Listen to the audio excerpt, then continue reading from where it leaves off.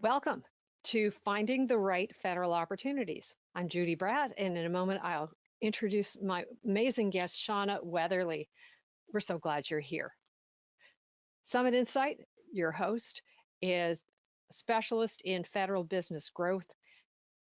For over 35 years, I've been working with companies in every industry, across every federal agency, helping folks connect with the people they need to build relationships with to serve, make the difference you want to make in the world, and grow your companies.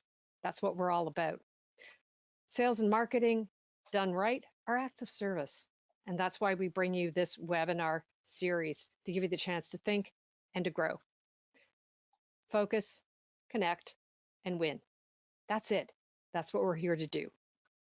And so with that, let's jump right in. It is my joy to introduce to you my friend Shauna Weatherly. She has been a federal contracting officer. She's been chief of contracting. She's been a source selection authority, contracting officers representative.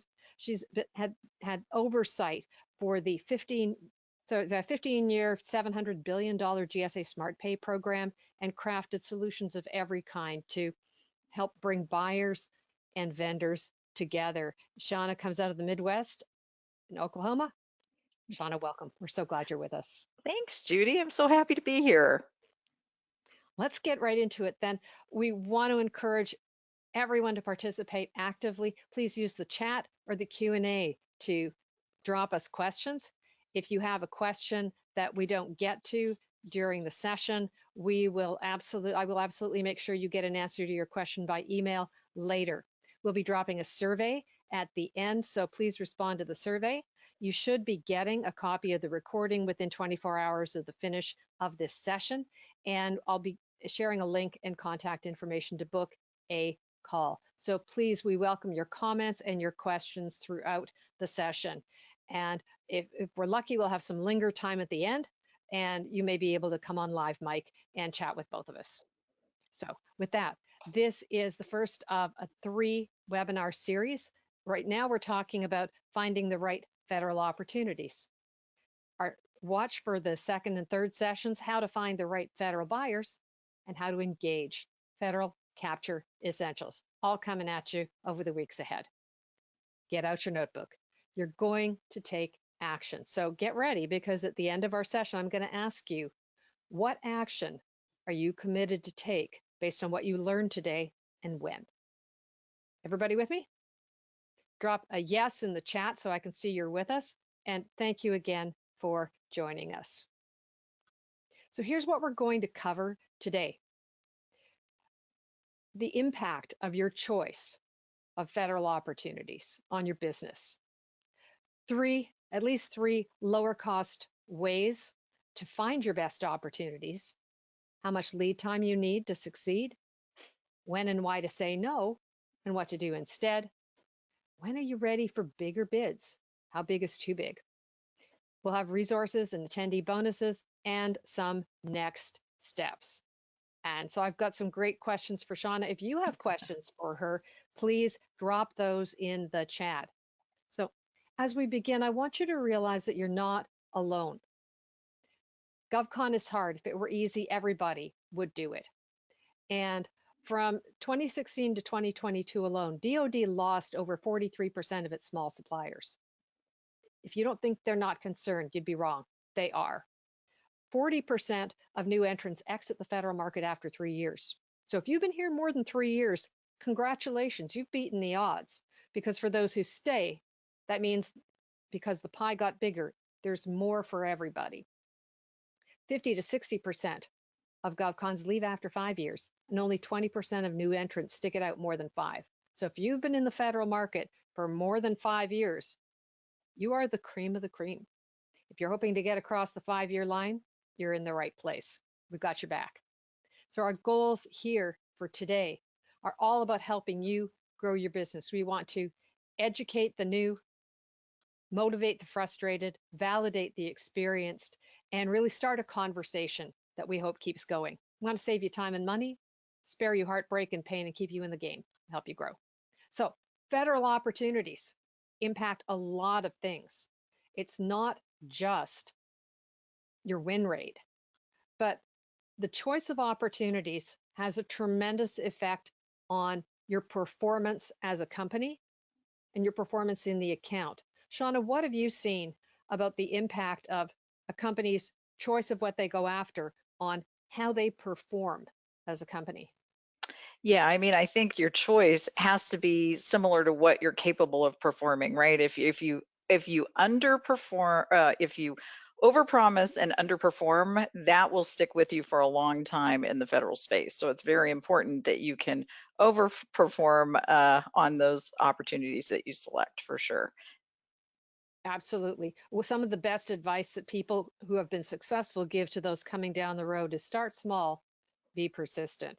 So you want to be able to choose things that you know you can knock it out of the park. You can do a sterling job so someone will invite you back again, extend your projects, and introduce you to their friends.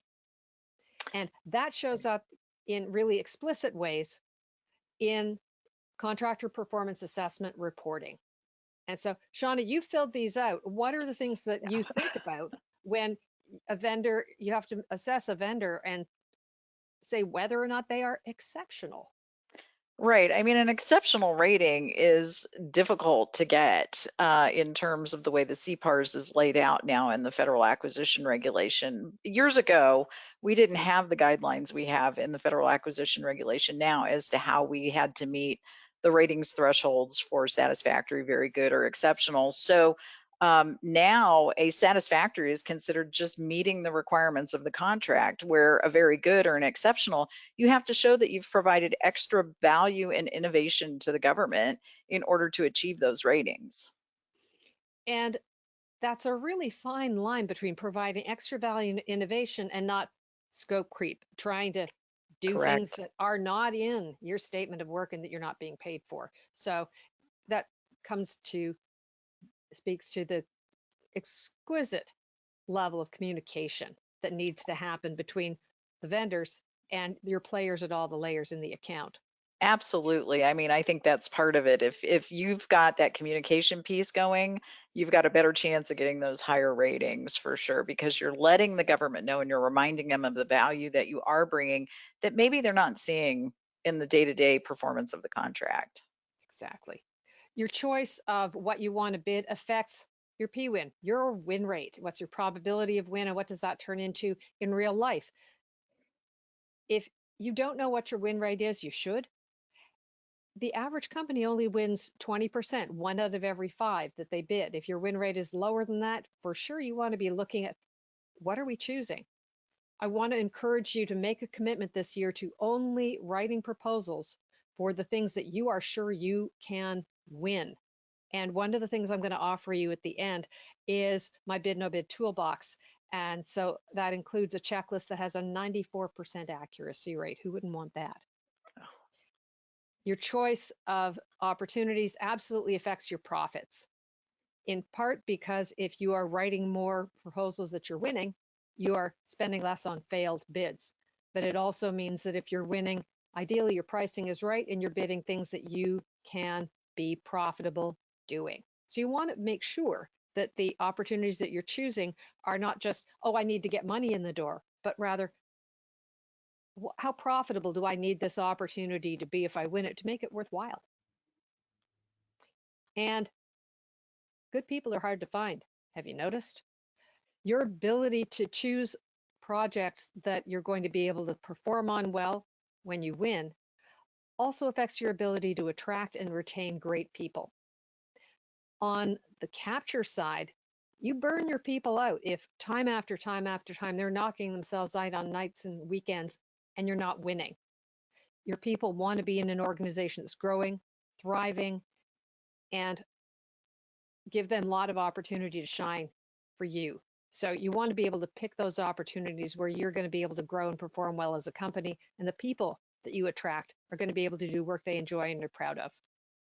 So real quick, drop into the chat which of these pictures or into the Q&A box, which of those looks like you when you are at capture time? Picture one, everybody smiling and moving stuff along, or picture two, buried on a mound of paperwork. Let's just put it in the chat right now or in the Q&A box. Let's see what we've got. One or two? Drew says one. Good. Congratulations, Drew. Others, let's see. Where are our ones and where are our twos? Drop it in the Q&A box. You know, Judy, I was thinking those pictures could even describe a contracting officer at end of fiscal year when they're looking at people who are throwing in bids that they can win and bids that maybe they can't win, right? And the stack of papers that a contracting officer has to go through at that time of year. Exactly right. Well, we want to be able to have you spending more of that time on the one. And our point of being here today is that it can be easier to find those opportunities. And that's what we're going to be talking about right now, to consider lower cost paths to opportunities that can help you thrive. So we're going to be talking about AI, relationships in the account, contract vehicles, teaming, and lead time.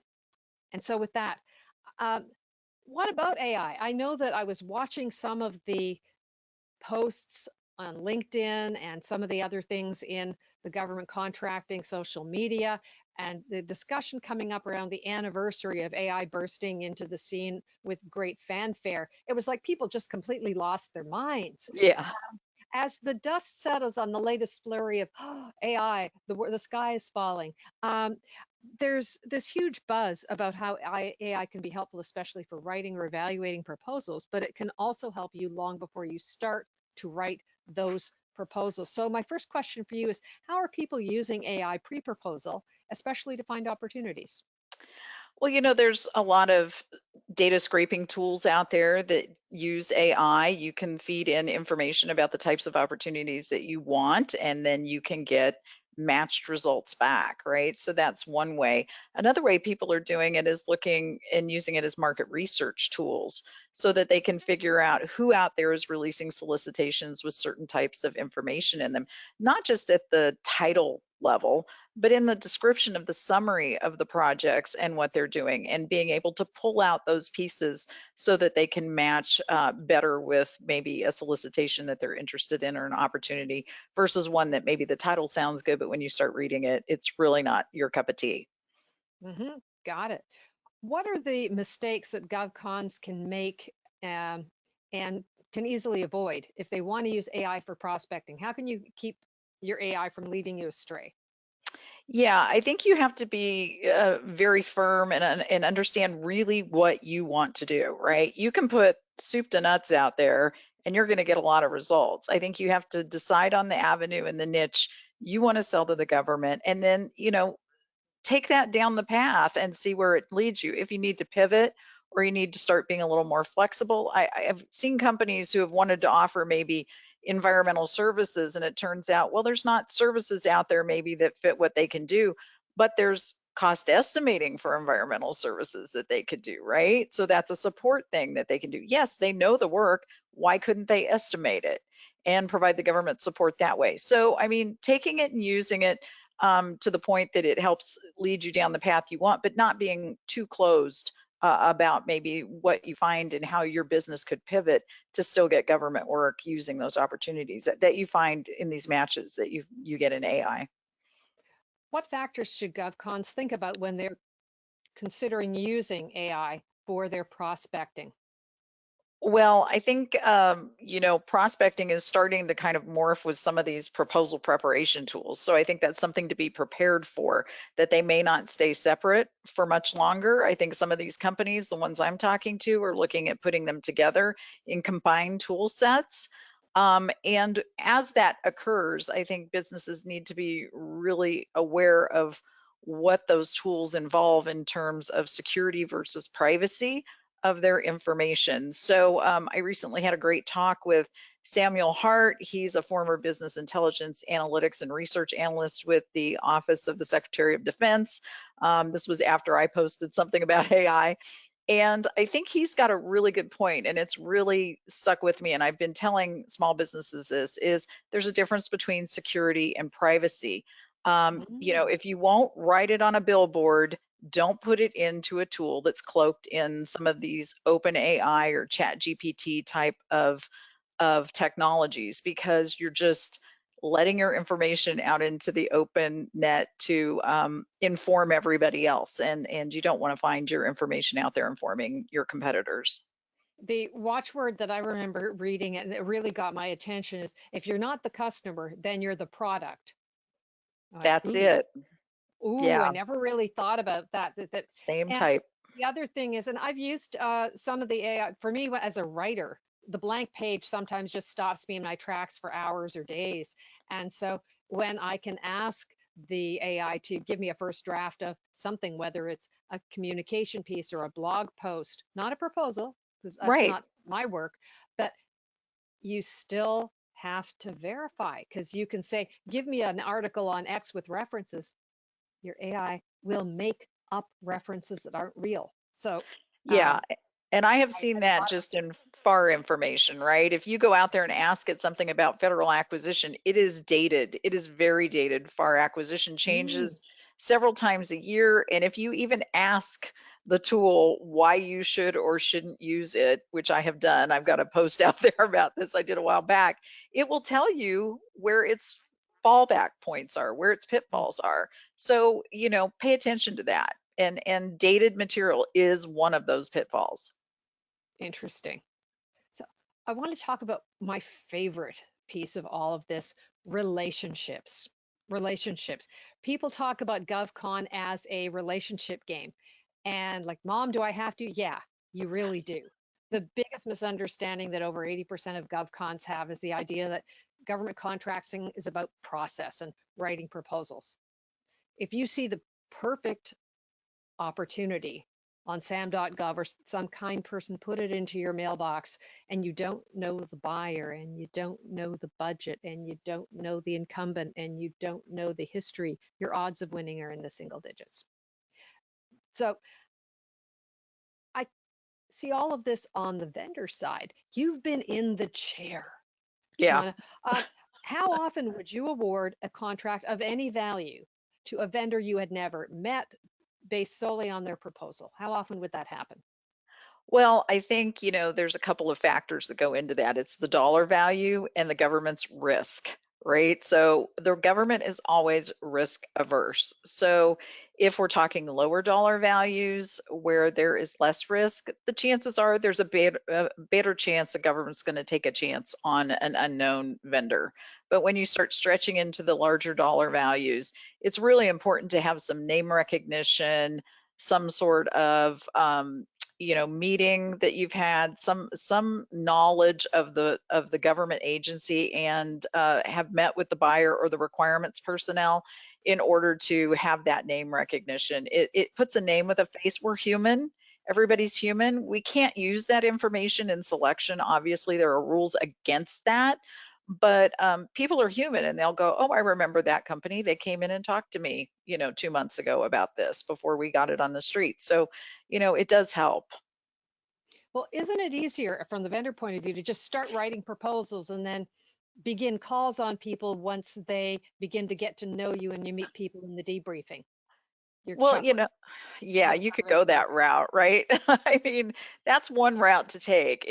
But I really think if you're trying to meet the requirements personnel in the federal buyer earlier in the game, it means you can have those meaningful discussions go well beyond what you could ever get out of a debriefing after you've set in a proposal. And you get a chance to inform requirements. You get a chance to talk about what are the needs, what you can do, that you're out there. If you're a small business, what about a set aside? Those types of things. Much more meaningful discussions than you can ever have in a debriefing. Right. Now, as a federal buyer, thinking back, what do you remember as the range of your personal gut feel on what value of contract you'd feel comfortable awarding to somebody sight unseen? What's the kind of the easy button range for, oh well, let's just take a fling at this one. Yeah, I mean, we're talking, micro purchases, obviously under $10,000. Those are low Mhm. risk, low dollar. Upwards into maybe the mid range of simplified acquisition. I would say around 100,000 or less, Okay. even less than that.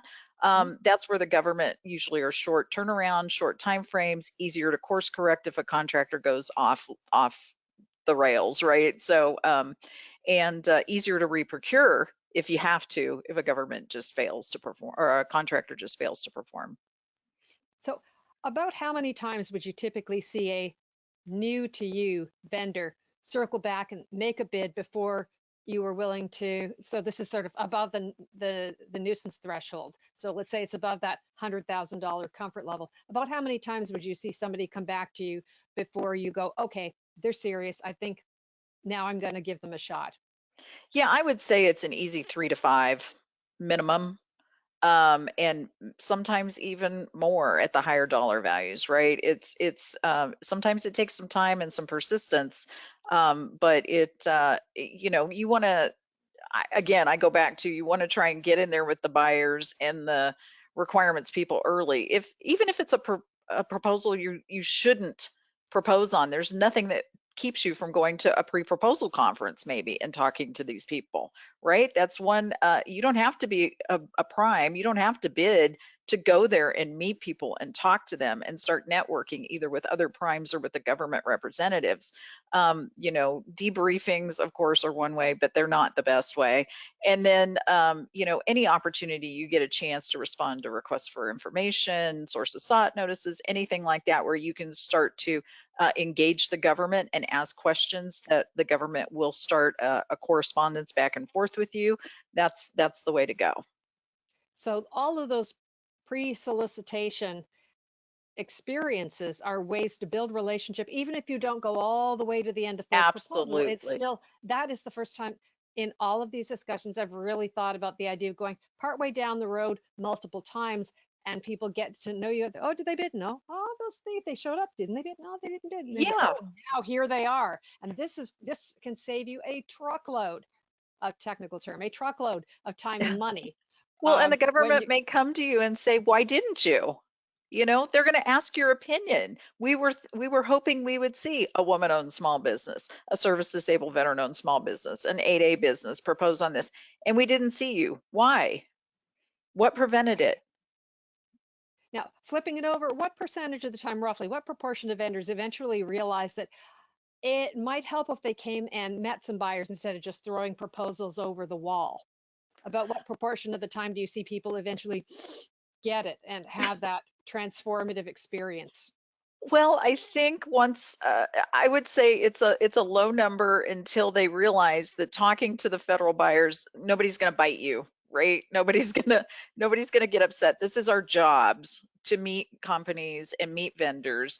And once you get over this fear of I'm being too pesky or I'm being too persistent, if you're coming with the knowledge and the perspective of you're there to help the government meet its mission, you're there to inform the government that you're available and what you can do.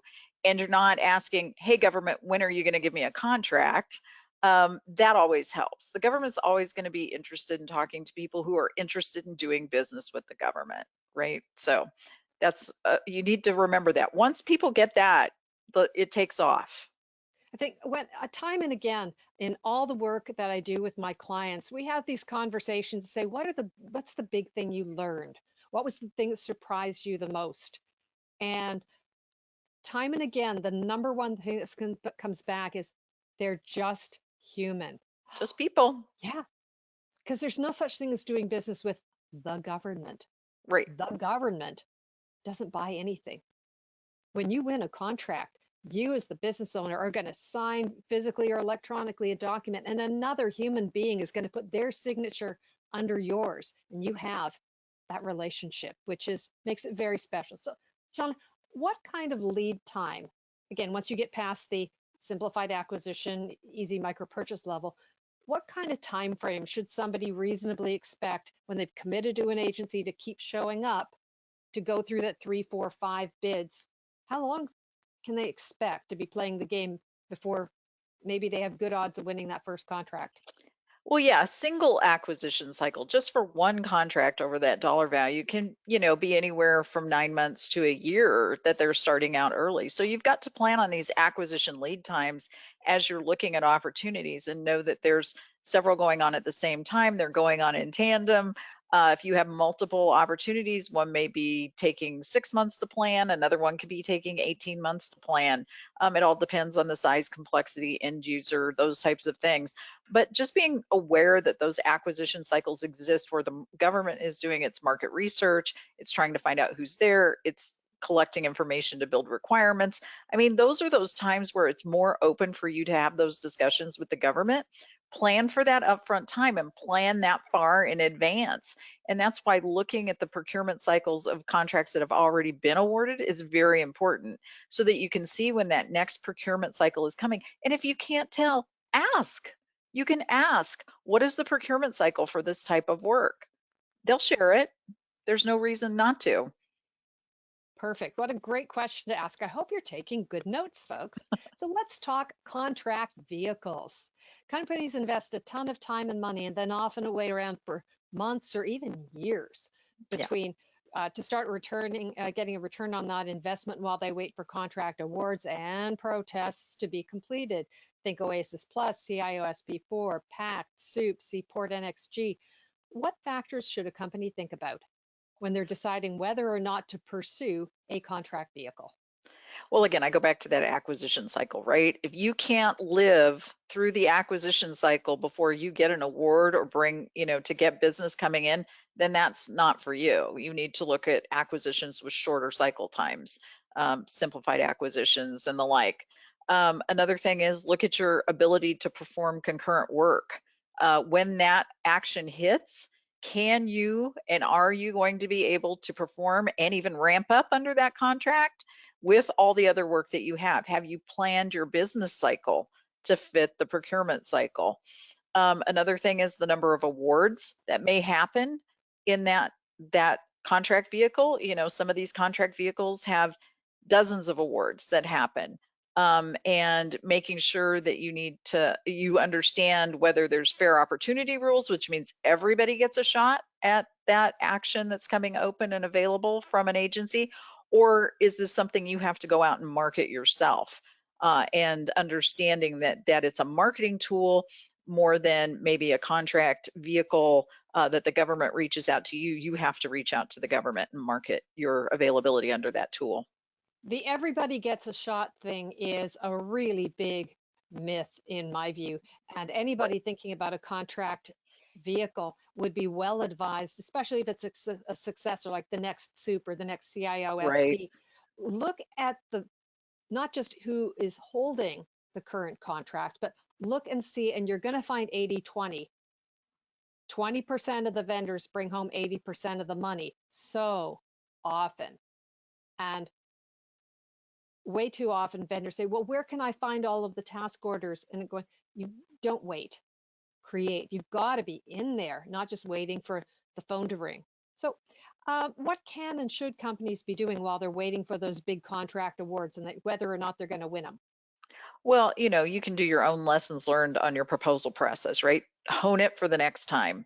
Be prepared for the next time another one hits the street, because every agency has got its own version of these larger contracts, and they do them similarly, right? The process is similar from agency to agency. There's no big change. It's just the factors and maybe the methodology that they're going to use to review it. But the process in general is the same. You're going to be submitting a proposal. It's going to have to meet a certain format. You're going to have to do it in a certain time frame. You're going to have to collect data from your subs, all those things. So, hone that process.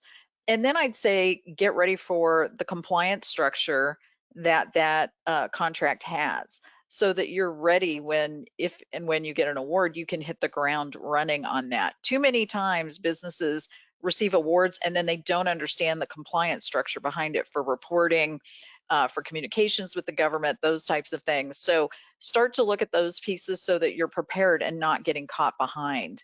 And then lastly, I would just say, don't call the CO or the contracting officer and ask for a bunch of info while you're waiting, because they can't tell you anything. Their lips are sealed. They can't disclose anything. So you'll just frustrate yourself and them too in the process. It's better just to kind of wait and let that process work itself. One of the things, and I was listening to a really smart panel of folks recently, the other thing to think about is financing, especially if you are in a business involving IT and staffing and you've got a staff positions. The time to go and talk to your financing sources or your bank is not, oh, we won the contract, great, we need money. That's kind of backward. So always Yeah. have those discussions months in advance, for the sake of heavens. Now, when you think about those big contract vehicles that you've seen, There are some companies who are really successful and make a lot of money. What are those companies doing that the other people are not? Well, I think they're looking at those tools again as marketing strategies, right? They're not looking at them as it's I've built it and now the agencies will come to me type of thing. They're going out there making sure that they've waved that in front of the face of buyers and said, hey, this is another avenue to get to me. It's an easier avenue for you because honestly, existing contracts are so much easier for government buyers to use than writing new contracts. So if you have one of those and you're lucky enough to hold it, you should be marketing the heck out of it. Recently, I don't know if people know this, but there's a lot of GSA schedules out there.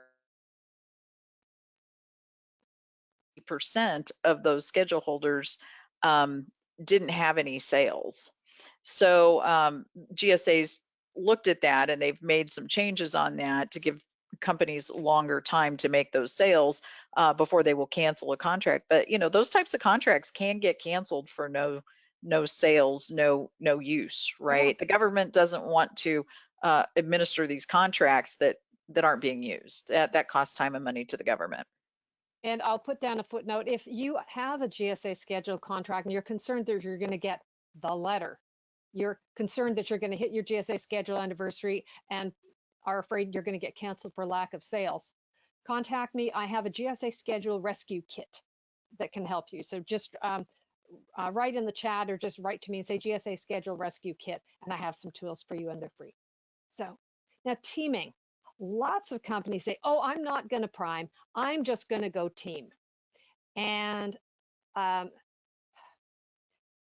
some of them, especially those who are new to GovCon, will say, hey, I'm a service disabled veteran owned 8A woman owned business in a hub zone. That prime really needs me to meet their goals.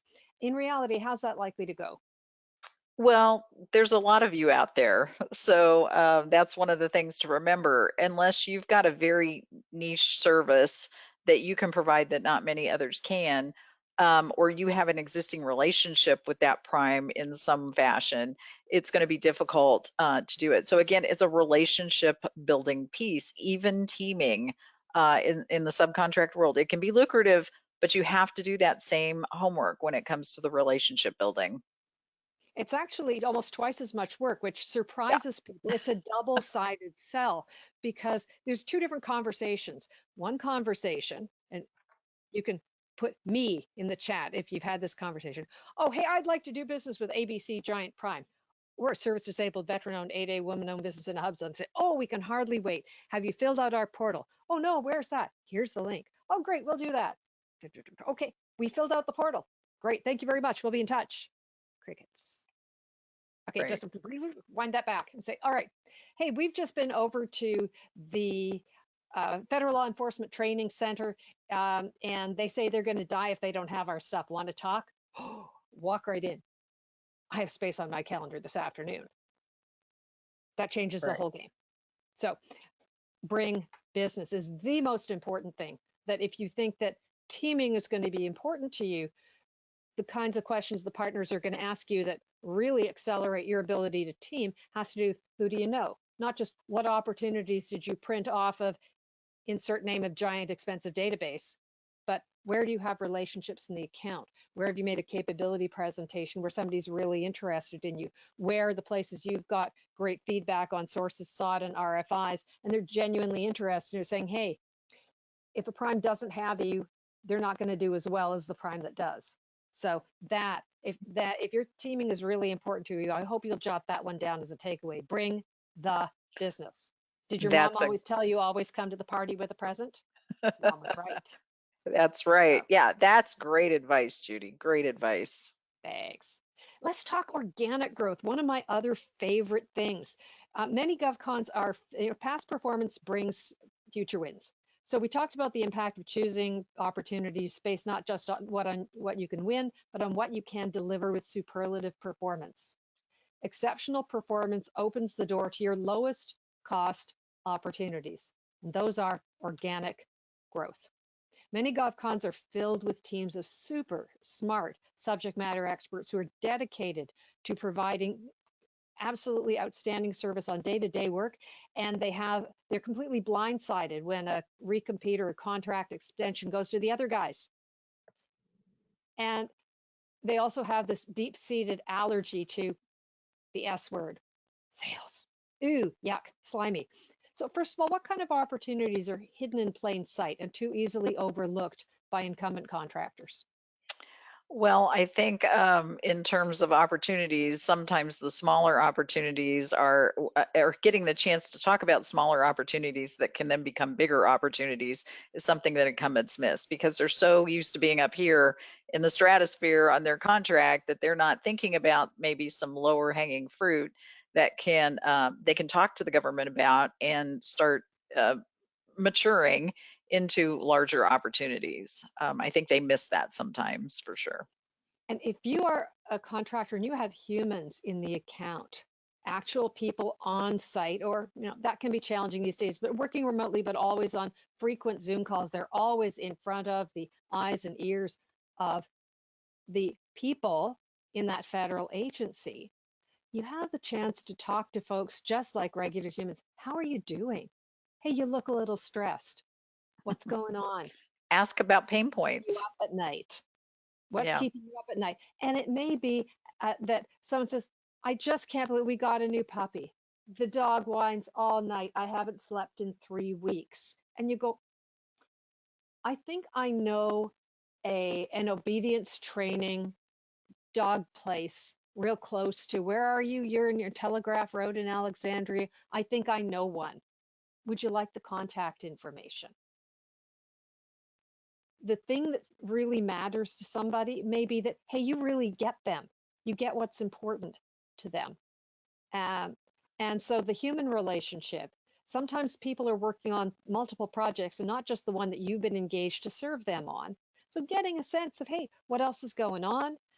How are things going in the organization? All of that, talking to people as real human beings, in addition to the very specific task oriented stuff, which is job one, is really important as a source of intelligence.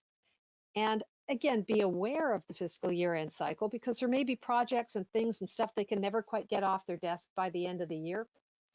If you know that someone in your company or even another organization has skills and resources that could help them clear off that really nasty thing that never goes away, you're helping them be a rock star. And who doesn't want that? Everybody does. So, uh, what are the essentials that smart contractors build into everyday operations to make the most of those opportunities? I've talked about a couple. In your experience, what are the everyday things that the smart vendors would do, Shauna? Well, I think having a well-honed elevator pitch, right? Being able to get your point across quickly when you have that time with an acquisition official, it's important because they've heard a lot of pitches and they've heard a lot about what people promise they can do. But making sure you're honing in on your list of wins, your unique capabilities, and that messaging is consistent when you meet with the different people in the agency, I think is very important.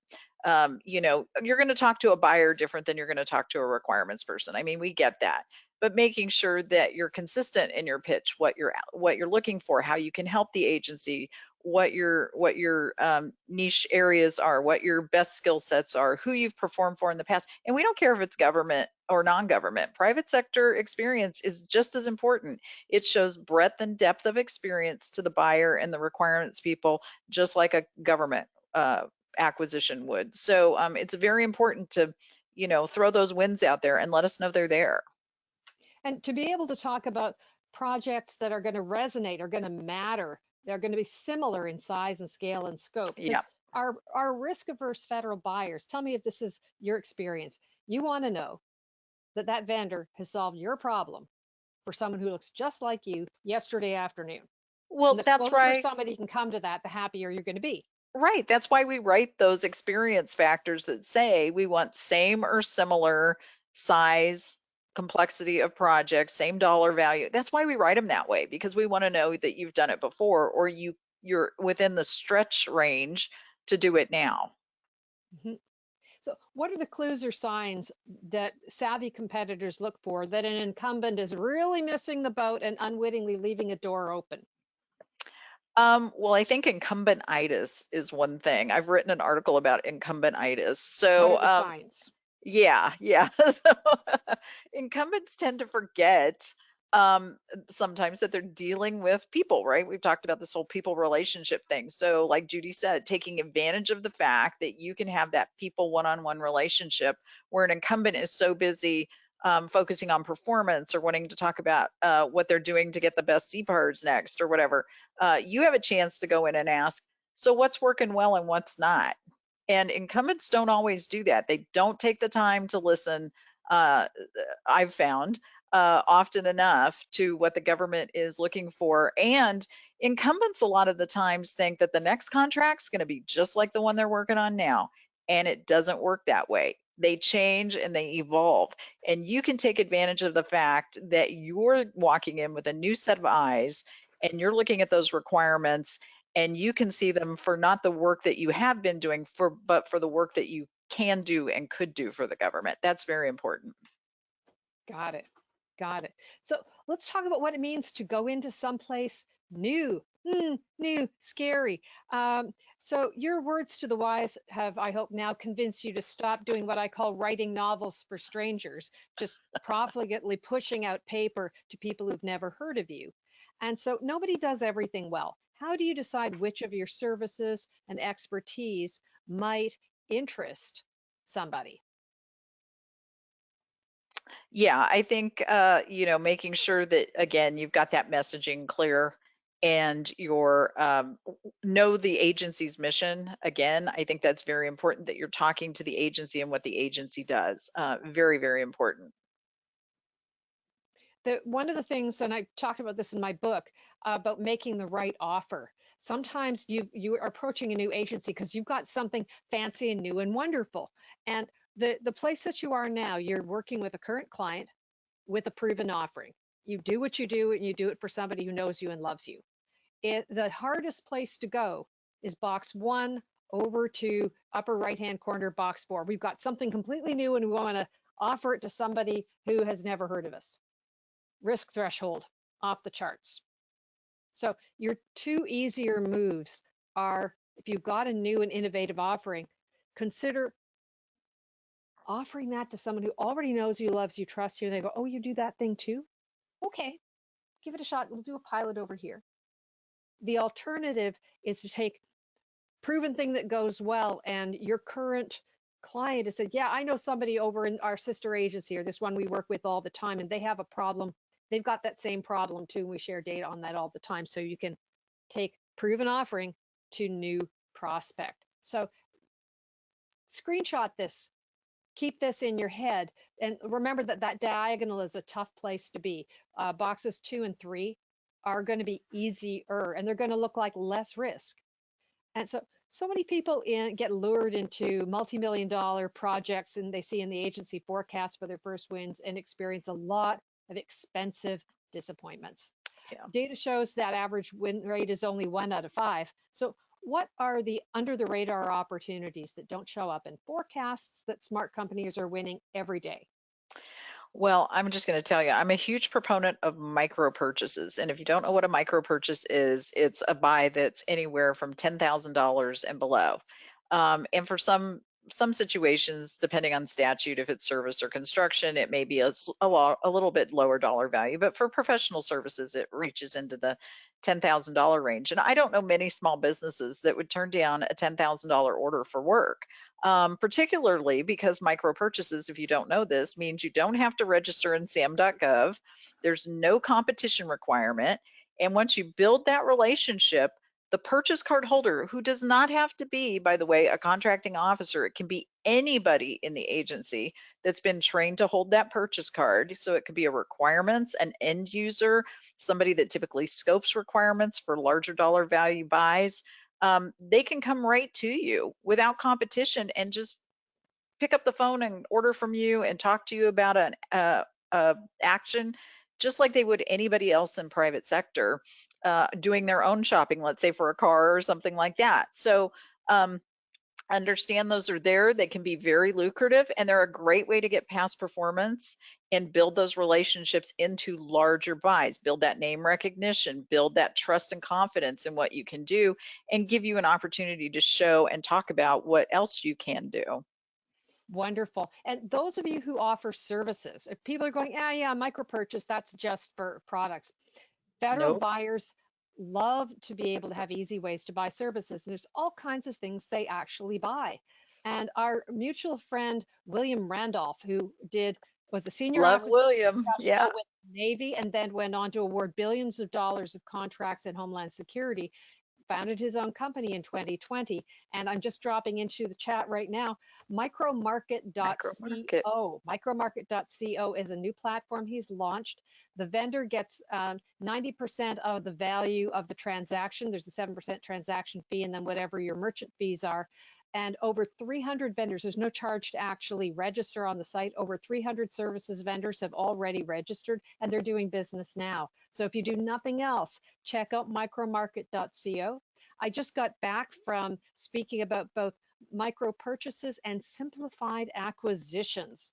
And simplified acquisitions are not something I'm going to go into right now because we only have a little bit of time left, but I'd love to come back. If you want to hear more about those or would love to come to a webinar I might give on that, just drop micro market or SAP in the chat and I'll know that maybe I should be doing one of those. And you'll see And me it'll out be on fun. micro market. You'll see me out on micro market. I'm going to use it too. I'm pointing everybody there that I know. Excellent. So let's say your company is experienced. What size of projects, how do you sort of think about what size of project you should actually be bidding? Well, we talked about that comparable size, right? So whatever you're doing in private sector, you want to do a comparable size because that's where the government is going to feel comfortable awarding those contracts, feel that there's less risk.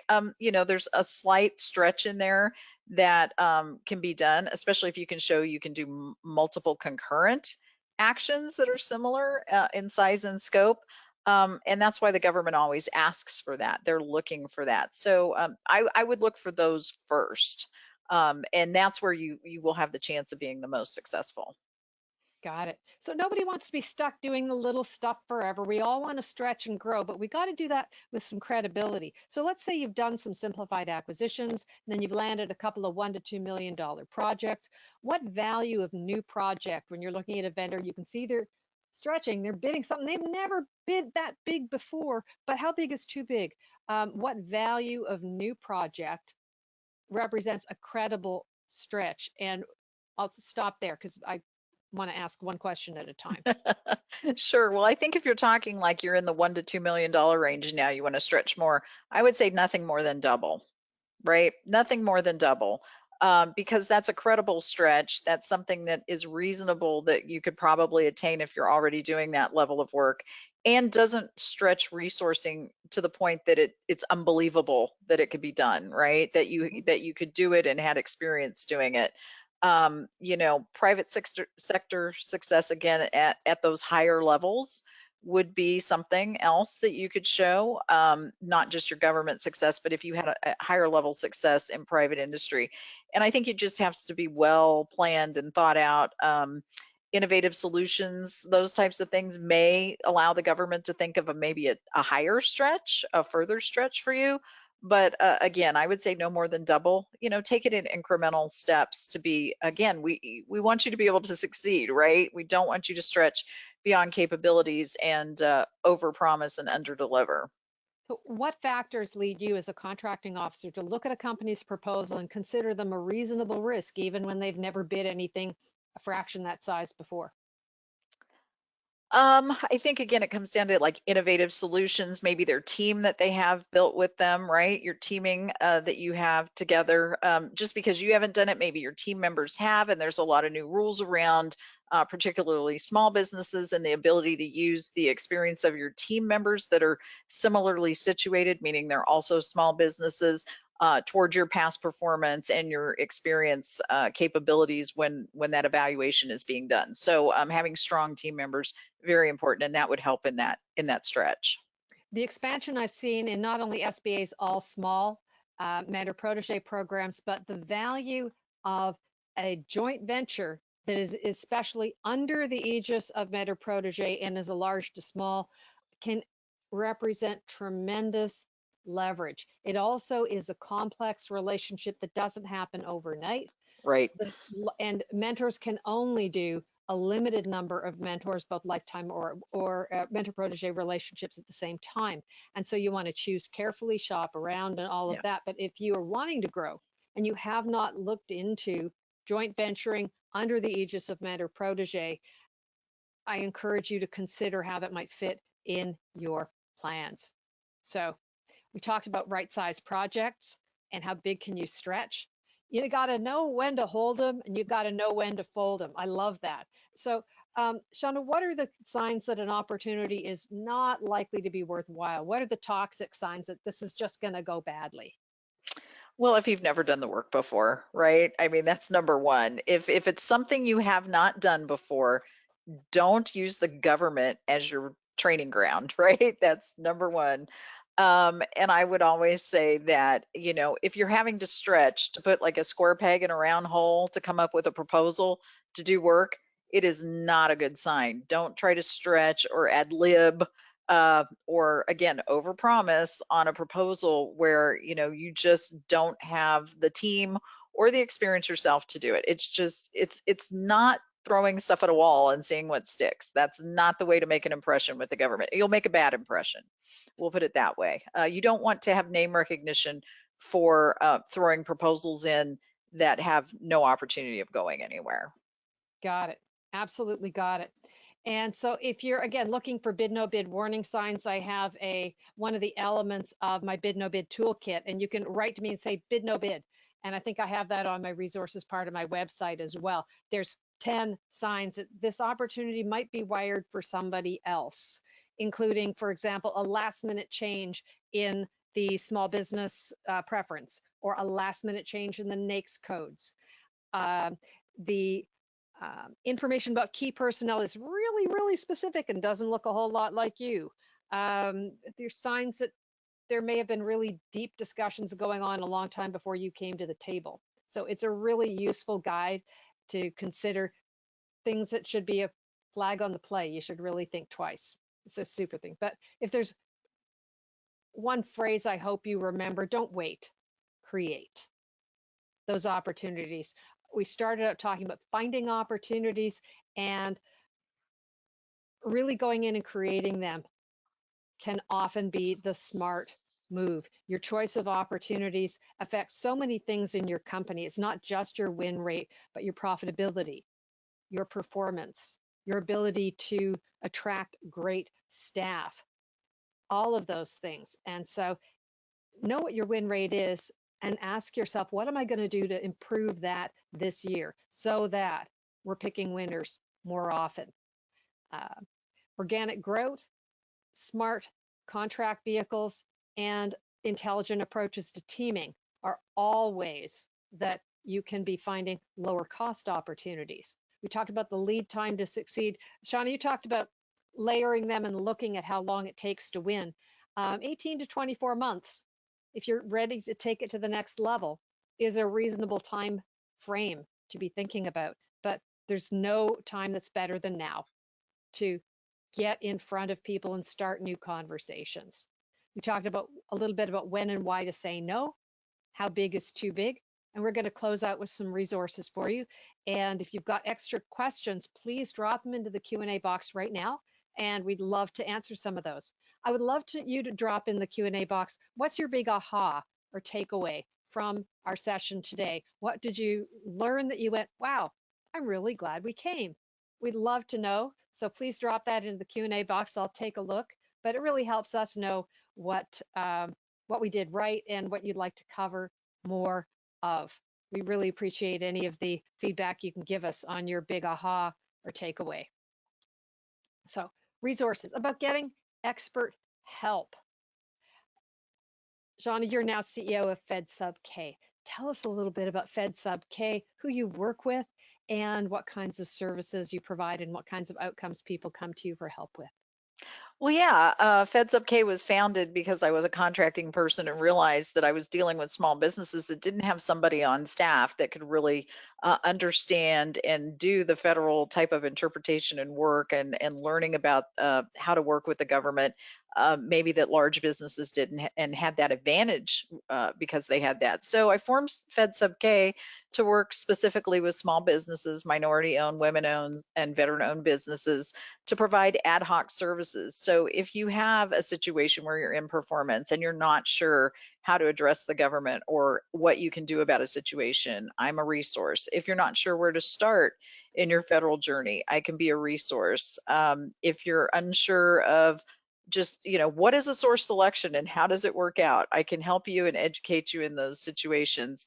And FedSubK.com, my website, is a one-stop resource for small businesses to find that information and more. I've collected links from all over government about different topics so that you can have them all at your fingertips. I also have some guides and templates and one-step guides on how to do some things. And I have a blog with a lot of information categorized by things like contract basics and news about wage determinations and things like that. So you can find things at your fingertips. Just wanting to be a trusted resource for small businesses and be there to help educate you and help you elevate and expand your federal contracting knowledge.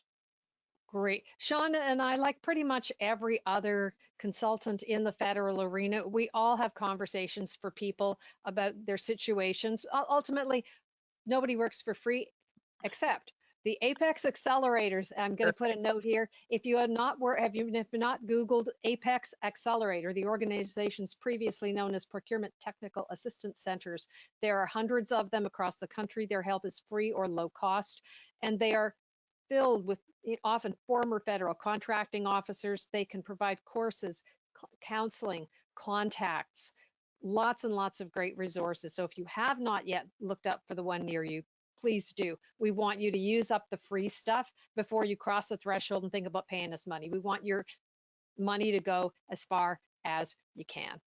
So if you're looking to come up the curve, my book, Government Contracts Made Easier, that's because easy is fiction. You can shoot the QR code and it'll take you to Amazon. Thousands of companies have found the book helpful. If I couldn't be by your elbow answering your questions, these are the things I would want you to know. My website has a ton of guides and past recordings. You're welcome to download those. Our company are all about federal growth specialists in full team engagement capture to get everybody on the team pulling together to grow the business. The three things that people most need when they want to be successful in the federal arena: focus, connection with the players at all the right layers in the places where you've chosen to focus, and consistency to keep showing up relentlessly, which you can only do with confidence that your resources are going in the right place when you've made an intelligence decision based on hard data of who's got money, who buys what you do. If you're struggling with these things, you've chatted with the Apex folks and you'd like to go further, contact Shauna, contact me. We'd love to hear more about what's going on. If you're at the point where you want to really understand and nail that focus piece, our federal marketing strategy workshop may be helpful to you. You can find out more about that on my website. It's a half day. Federal Business Intensive is our program that is 8 weeks. These are private programs with just you and your company to create and launch a custom federal sales plan, and in 8 weeks or less complete at least 12 calls across 3 specific high potential offices where you want to be successful. You earn while you learn. Nobody does this. Love to hear your questions if you think it might be a fit. So that's the programs at a glance. So you'll have that on the recording. If you'd like details or like more, then let's book a call. So you can download then as well the GovCon Personas Guide. This is all about the players at all the layers, what it is that they want and need. And there should be a download link in a post-webinar email. And again, book a call and they'll have a follow-up email with some bonus links. That's it. So we've got a little bit of linger time, not too much. If you've got a specific question, please drop it in the chat. Drew, thank you. I love that you liked and enjoyed the webinar.